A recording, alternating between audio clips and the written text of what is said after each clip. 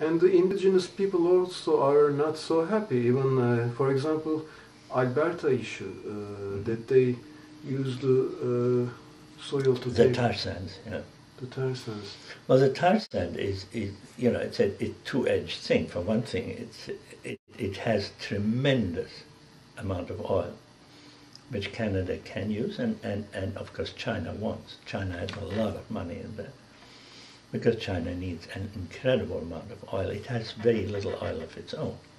So it has to import from Iran, from Saudi Arabia, but also from Canada, and has money invested here. So obviously it's in China's interest to produce it. Whether it's in Canada's interest, that's a question.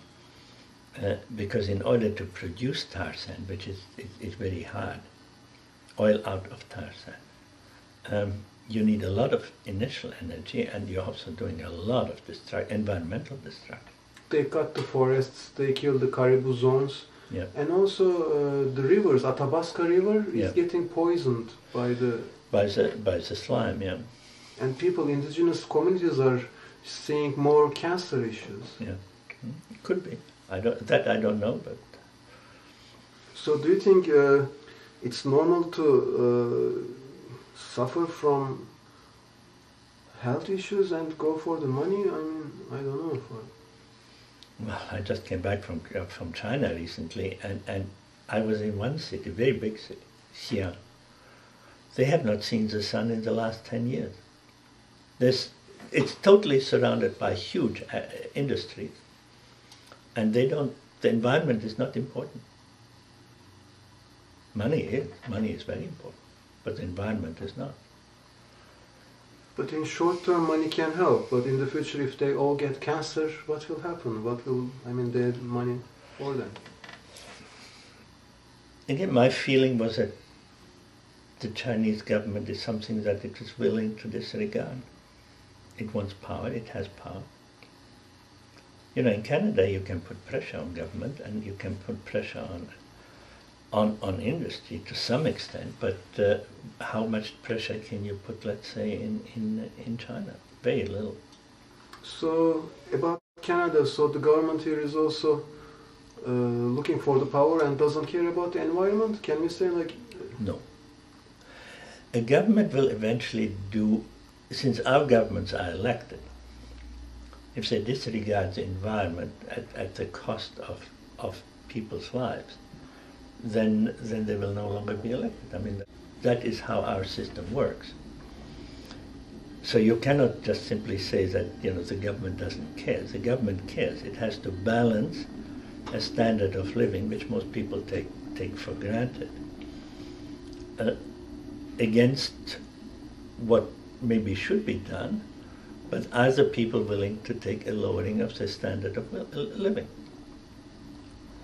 So what do you feel about the society? Now we are almost going into 2010. The New Year is very close, and people will be buying. They cut pine trees to decorate their houses. Yeah. Do you feel sad about that people don't really live environmental friendly now?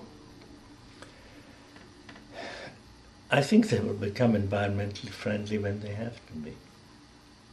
But they are not now. They speak a lot about it, but I think between speaking and doing, there's a huge difference. And the doing will come, let's say, in Germany. If you travel right now in Europe, if you go to Denmark, the amount of wind power, the amount of solar energy that is produced is massive.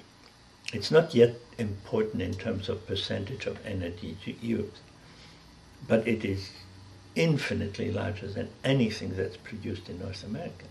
You know, there are technological possibilities, be it wind, be it waves, be it tides, be it geothermal energy, that doesn't. It always comes back how cheap it is it competitive, and is a government willing to invest money?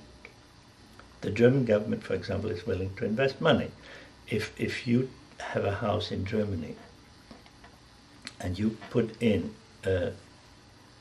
solar panels so that you produce your own electricity and also sell electricity, the government will refund you about a certain percentage, I don't know exactly how much, of the cost of doing that.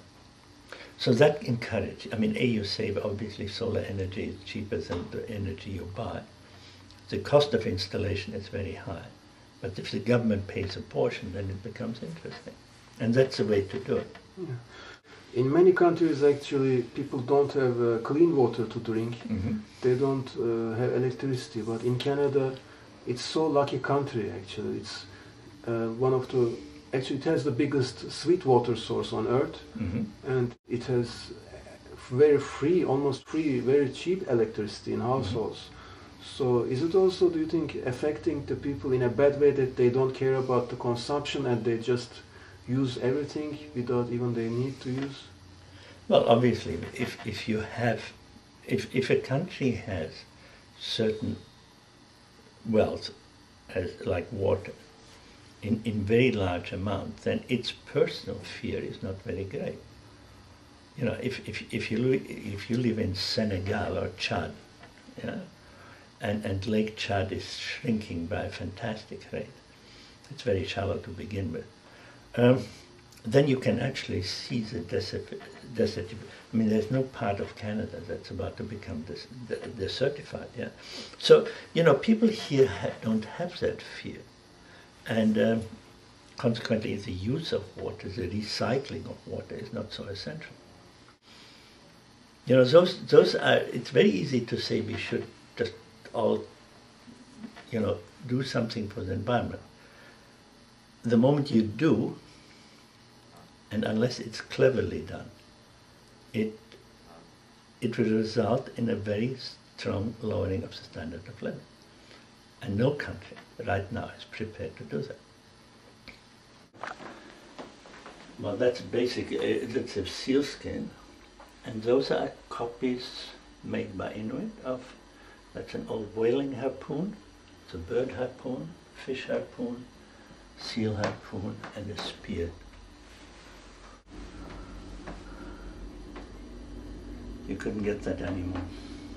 There's nobody who would have any idea how to make that, or how it was made. No, this is all historical by now. Doesn't exist.